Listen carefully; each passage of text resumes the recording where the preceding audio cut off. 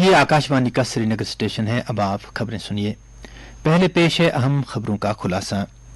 गगनयान और Aditya L1 mission खलाई शोबे में भारत की मुस्तहकम पोजीशन के आकाश। एरोस्पेस और हवाबाजी की 2 रोजा आलमी कॉन्फ्रेंस के इफ्तिताही इजलास से सदर जमहूरिया का खिताब। सरकार मुल्क में IT हार्डवेयर सेक्टर को फरोग देने के लिए कोशां। मरकजी वजीर अश्वनी वैष्णु के मुताबिक 27 कंपनियां 3000 करोड़ रुपए की करेंगी सरमायाकारी।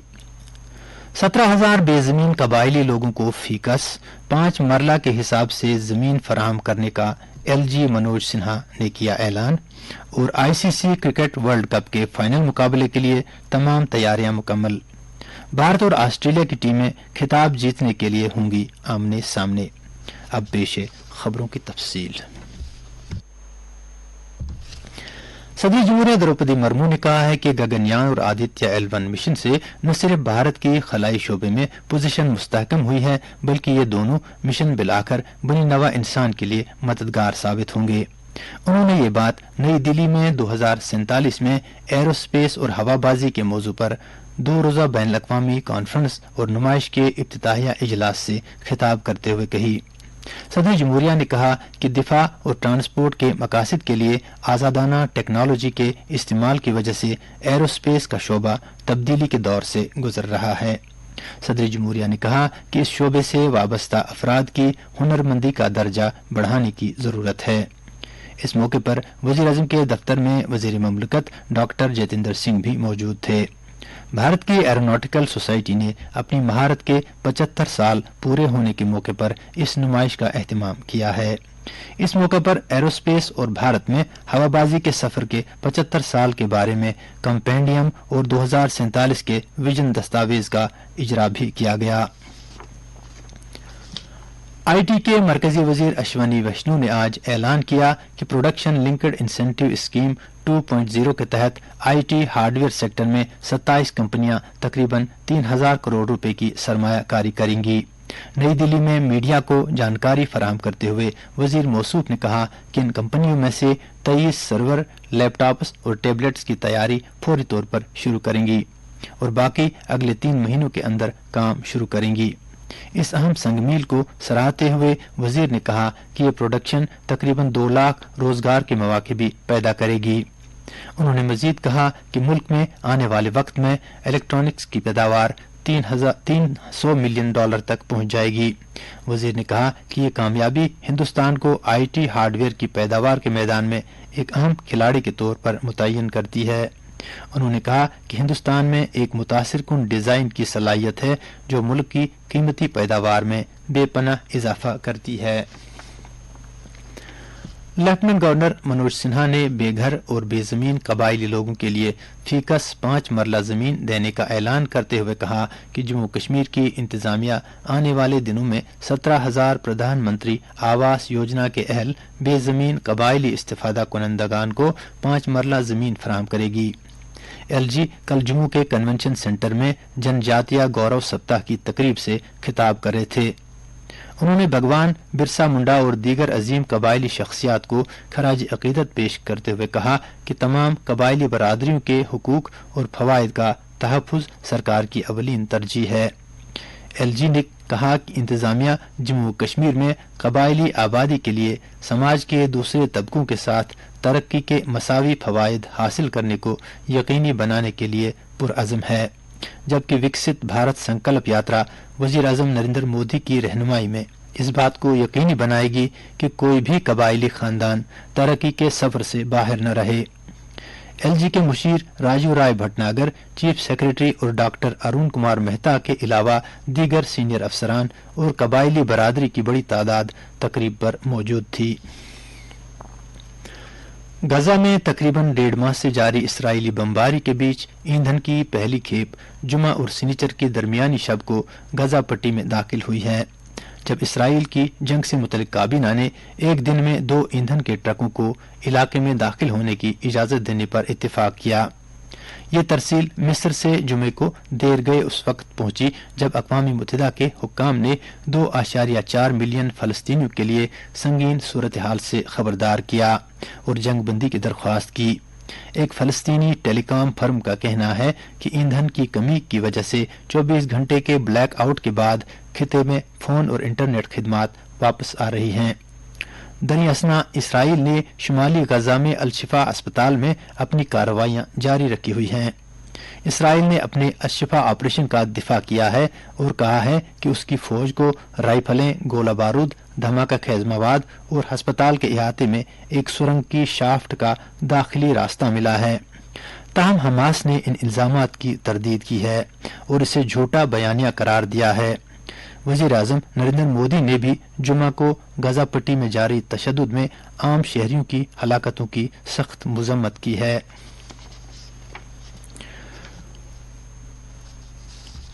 یہ خبریں آپ آکاشوانی سری نگر سے سماعت کر رہے ہیں۔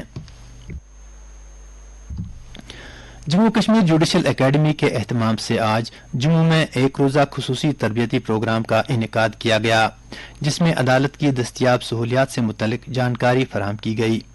ان میں پروسیس سرورز، ڈیوٹی ای میل کے ذریعے دستیاب مختلف خدمات، تعزیرات ہند کے قوانین سے متعلق آگاہی اور ضلعی عدالتوں میں ریکارڈ وغیرہ کی منصوبہ بندی سے متعلق تربیت شامل ہے۔ تربیتی پروگرام کا افتتاح ہائی کورٹ کے جج جسٹس راہول بھارتی، جو جوڈیشل اکیڈمی گورننگ باڈی کے ممبر بھی ہیں، نے کیا۔ اپنے افتتاحی خطاب میں جسٹس موصوف نے اس بات پر زور دیا کہ پروسیس سرور کا کام اس بات کو یقینی بنانا ہے کہ قانونی دستاویزات کو بروقت اور مناسب طریقے سے صحیح افراد تک پہنچایا جائے۔ پروسیس سرورز قانونی امور کے ایک وسیع مقصد کے لیے اہم ہیں تاکہ اس کو آسان بنایا جا سکے۔ انہوں نے اس بات پر روشنی ڈالی کہ پروسیس سرونگ میکانزم میں ٹیکنالوجی کی آمد کی وجہ سے کافی تبدیلی آئی ہے اور اس طرح کے تربیتی پروگراموں سے پروسیس سرورز کی صلاحیت میں اضافہ ہوگا اور انہیں بدلتے وقت کے مطابق ڈھالنے میں مدد ملے گی۔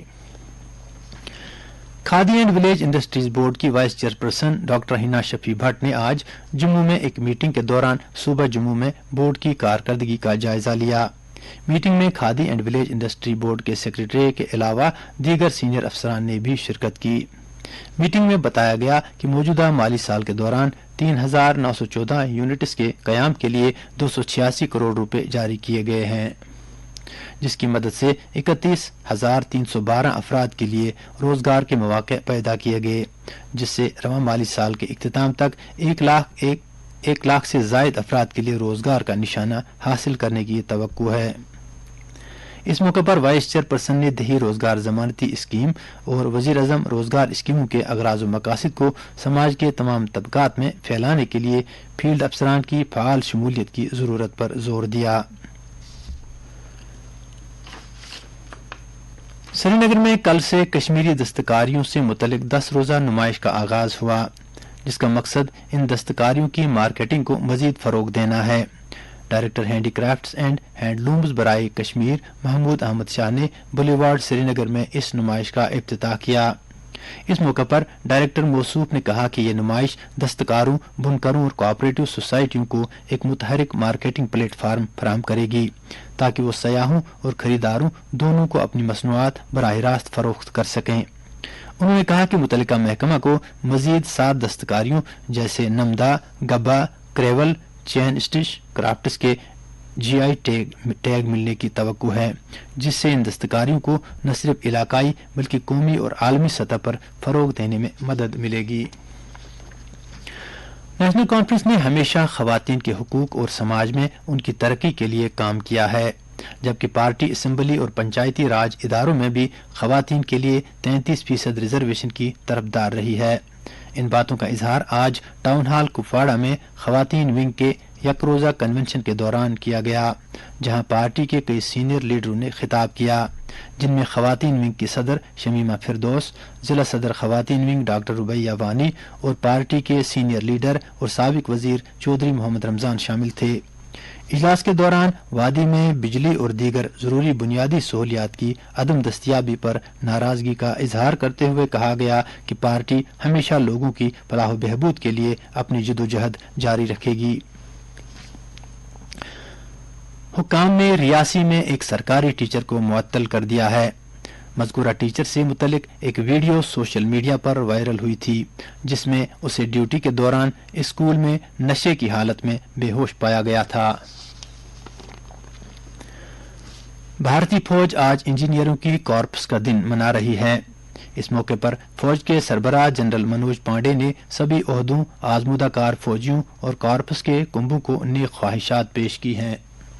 آکاشوانی نیوز سے ایک خصوصی بات چیت میں کارپس کے engineer in chief lieutenant general Arvind Walia نے کہا کہ کارپس آف انجینئرز جنگی انجینئرنگ میں مدد فراہم کرتی ہے اور مسلح فوجیوں نیز دیگر دفاعی تنظیموں کے لیے بنیادی ڈھانچہ تیار کرتی ہے اور قدرتی آفات کے دوران عوام کو مدد فراہم کرنے کے علاوہ ملک کی طویل سرحدوں کے رابطوں کو برقرار رکھتی ہے۔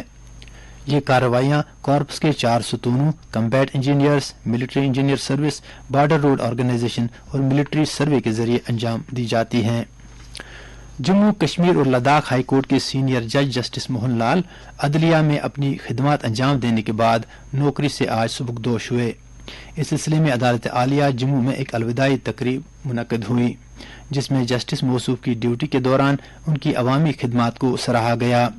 ہائی کورٹ کے chief justice justice N Koteshwar Singh نے ورچوئل موڈ کی وساطت سے تقریب میں شرکت کی اور جسٹس موہن لال کے کام کاج اور دیانتداری کو سراہتے ہوئے ان کی سبکدوشی کے بعد کی زندگی کے لیے نیک خواہشات کا اظہار کیا۔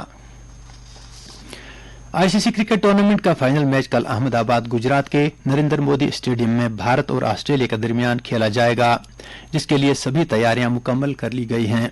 وزیر اعظم نریندر مودی اور آسٹریلیا کے نائب وزیر اعظم رچرڈ مارلس سمیت معزز مہمانان میچ دیکھنے کے لیے آئیں گے۔ اس موقع پر سیکورٹی کے وسیع انتظامات کیے گئے ہیں۔ فائنل میچ میں قومی ٹیم شامل ہونے کی وجہ سے بیرون ملک سے بڑی تعداد میں بھارتی افراد یہاں آ رہے ہیں۔ مغربی ریلوے کرکٹ عالمی کپ فائنل میچ کو دیکھنے کی خواہش رکھنے والے کرکٹ شائقین کے لیے مخصوص کرائے پر ممبئی سینٹرل سے احمد آباد، باندرا ٹرمینل سے احمد آباد اور چھترپتی شیواجی مہاراج ٹرمینل سے احمد آباد کے درمیان سپر فاسٹ خصوصی ٹرینوں کی 3 جوڑی چلائے گی۔ موسم محکمہ موسمیات کے مطابق جموں کشمیر میں اگلے 24 گھنٹوں کے دوران موسم عام طور پر خشک رہنے کا امکان ہے، تاہم کشمیر وادی کے اکثر علاقوں میں دھند چھائی رہے گی۔ سری نگر میں آج دن کا زیادہ سے زیادہ درجہ حرارت 12.6 ڈگری سیلسیس ریکارڈ کیا گیا جبکہ کل رات کا کم سے کم درجہ حرارت 0 ڈگری سیلسیس ریکارڈ کیا گیا۔ جموں میں آج دن کا زیادہ سے زیادہ درجہ حرارت 26.4 جبکہ کل رات کا کم سے کم درجہ حرارت 11.8 ڈگری سیلسیس تھا۔ اس کے ساتھ ہی خبروں کا یہ بلیٹن ختم ہوا۔ اب پیش ہے تبصرہ۔